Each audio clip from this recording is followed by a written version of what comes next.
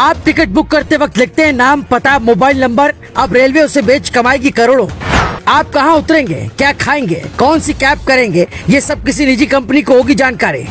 Railway को यह हक किसने दिया? क्या पीएम मोदी रद्द करेंगे टेंडर? ऐसे तो खतरे में होगी आपकी सुरक्षा। ट्रेन से सफर करते हैं तो ये रिपोर्ट पूरी देखकर समझ लीजिए कि आपके साथ कितना बड़ा खेल होने वाला है। आपकी निजी जानकारियां जो आप रेलवे के फॉर्म में टिकट बुक करते वक्त भरते हैं, वो सब रेलवे के अलावा किसी और कंपनी के पास भी होगा। खबर है कि ये कंपनियां पैसे देकर सरकार से आपका डेटा करोड़ों में खरीदने वाली है।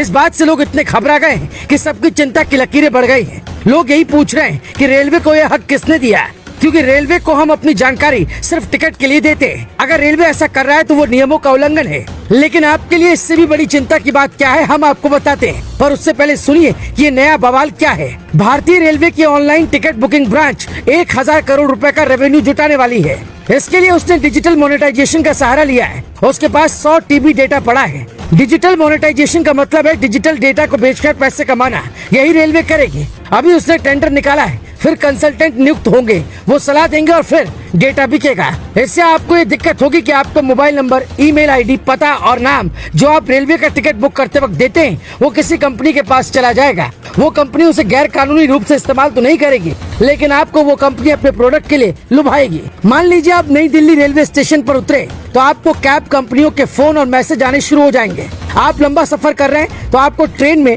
रेस्टोरेंट के मैसेज और नोटिफिकेशन आएंगे। यहाँ तक कि आपके सफर से जुड़ी कई सारी जानकारियाँ उन कंपनियों के पास होंगी। इससे लोगों को एक खतरा लग रहा है कि कहीं उनकी जानकारी का गलत इस्तेमाल तो ना होगा, क्योंकि कई बार ऐसा देखने को मिला कि आधार की जानकारी तक लोगों की लीक हो गए। अगर सरकार ही लोगों का डेटा बेचेगी तो फिर लोग अपनी डेटा की सुरक्षा के लिए कहाँ जाएंगे? लोग तो ये तक कह रहे हैं कि पहले टिकट के दाम बढ़े, फिर बुजुर्गों का रियायत हटा, सुविधाएं घटी और अब रेलवे अपना खजाना भरने के लिए ऐसा काम कर रही है। हालांकि ऐसा नहीं कि सरकार ने अपनी जानकारियों को सुरक्षित रखने के लिए कोई कदम नहीं उठाया, बल्कि साल 2019 में पर्सनल डेटा प्रोटेक्शन बिल 2019 आया, लेकिन बाद में सरकार ने वापस ले लिया।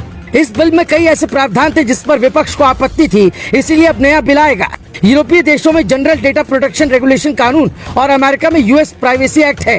इंडिया में कोई नियम नहीं है, इसलिए फेसबुक और ओला, उबर जैसी कंपनियां डेटा शेयर कर रही हैं। सुप्रीम कोर्ट ने भी मोदी सरकार को नियम लाने को कहा है। डेटा सुरक्षा न होने पर चिंता जताई है, जबकि सच ये है कि अभी भी आपका डेटा सुरक्षित नहीं है। वो कैसे, हम आपको समझाते हैं। मान लीजिए आपने अपने लिए मोबाइल सर्च किया तो आपको उससे जुड़े कई विज्ञापन दिखेंगे। आप फेसबुक पर जाएं या गूगल पर, हर जगह उससे जुड़ा ही विज्ञापन दिखेगा, क्योंकि उन कंपनियों के बीच डेटा शेयर का करार होता है और आप इस बात से अनजान होते हैं कि आपकी जानकारी कोई और देख रहा है। आप मोबाइल पर क्या सर्च कर रहे हैं, किससे कितनी बात कर रहे हैं, आप किस दोस्त से मिलने जा रहे हैं, कहाँ कितना वक्त दे रहे हैं, ये सब विदेश में बैठी कंपनियों को पता है। इसीलिए रेलवे की ओर से डेटा शेयर करने से अगर आप टेंशन में, इस बात की भी चिंता कीजिए, क्योंकि दुनिया जिस दिन आपकी मुट्ठी में हुई थी उसी दिन आपकी जानकारियाँ दुनिया के पास पहुँच गई थी। हालांकि आप इस पर अपनी राय बता सकते हैं कि रेलवे को ऐसा करना चाहिए कि नहीं।